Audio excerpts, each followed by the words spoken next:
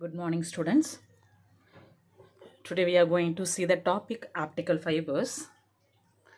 An optical fiber is a dielectric waveguide that operates at optical frequencies. This fiber's waveguide is normally cylindrical in form. It confines the electromagnetic energy in the form of light to within its surface and guides the light in a direction parallel to its axis. The next one is the total internal reflection. The angle of incidence greater than the critical angle, the light is reflected back into the originating dielectric medium with high efficiency around 99.9%. This phenomena is called total internal reflection. Conditions to achieve total internal reflections. The first condition is light is incident on the dielectric of lower index from the dielectric of higher index. The angle of incidence exceed the critical value.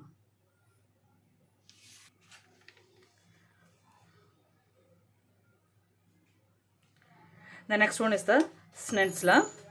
The angle of incidence pi 1 and the refraction pi 2 are related to each other and to the refractive indices of the dielectric by Snell's laws of refractions, which states that n1 sin pi 1 equal to n2 sin pi 2, sin pi 1 divided by sin pi 2 is equal to n2 divided by n1. The next one is the acceptance angle. Acceptance angle is the maximum angle to the axis at which light may enter the fiber in order to be propagated.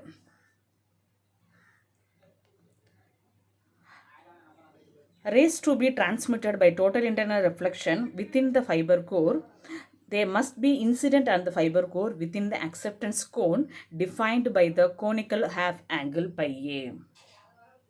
Next one is the numerical aperture. Numerical aperture of the fiber is the light collecting efficiency of the fiber, and it is the measure of the amount of light rays that can be accepted by the fiber.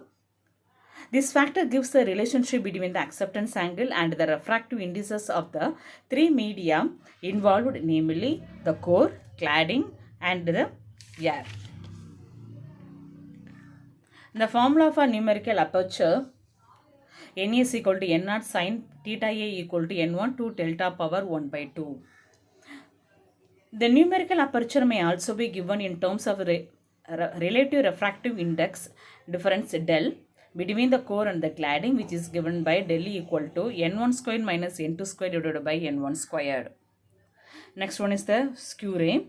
Another category of ray exceed which is transmitted without passing through the fiber axis. These rays greatly outnumber the meridional rays which follow a helical path through the fiber. Next one, different types of fiber and their properties. It can be broadly classified into two types. The first one is the based on fibers used in communication. The types are step index fiber that further classified into single mode and multi-mode. The second one is the graded index fiber and classified into multi-mode. Step index fiber. Here, the refractive index of the core is maximum and constant throughout the core. There is a stepwise degrees of refractive index in cladding. The refractive index of cladding is given by n2 is equal to n1 into 1 minus del. n1 is the refractive index of the core. Del is the relative refractive index between core and the cladding. This step index fiber is further classified into two types, step index multimode fiber and a step index single mode fiber. Step index multimode fiber, here the difference between refractive indices of the core and cladding is more. Further, its core has large diameter.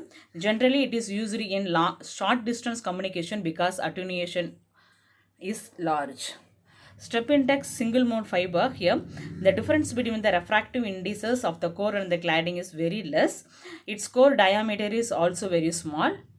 It has a low attenuation and very high bandwidth. It has low numerical aperture, so these are used in long distance communications. Graded index fiber. Here the refractive index of the core varies parabolically such that it's maximum at the core axis and minimum at the core cladding boundary. The refractive index of the graded index fiber is given by N of r is equal to n1 into 1 minus 2 del into r by a whole power t the whole power 1 by 2. Next, some of the difference between the step index fiber and the graded index fiber. The step index fiber, the refractive index of the core is uniform. The diameter of the core is about 50 to 200 micrometer. Numerical aperture is more, attenuation is more, bandwidth of the fiber is about 50 megahertz. In graded index fiber, the diameter of the core is about 50 micrometer in case of multi-bond fiber. Attenuation is less, numerical aperture is less. Next, the types of fiber depending on the material composition. The first one is the glass fiber.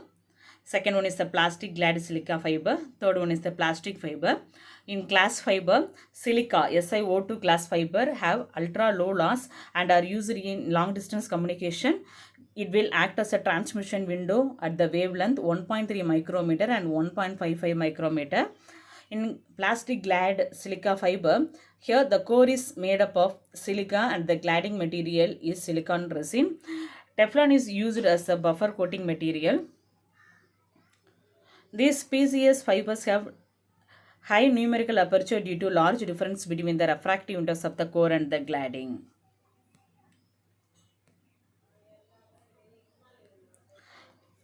Next one is the plastic fiber. These are low cost fiber. These are multimode step index fiber. These have high numerical aperture, high toughness and high attenuation glass fiber. Thank you.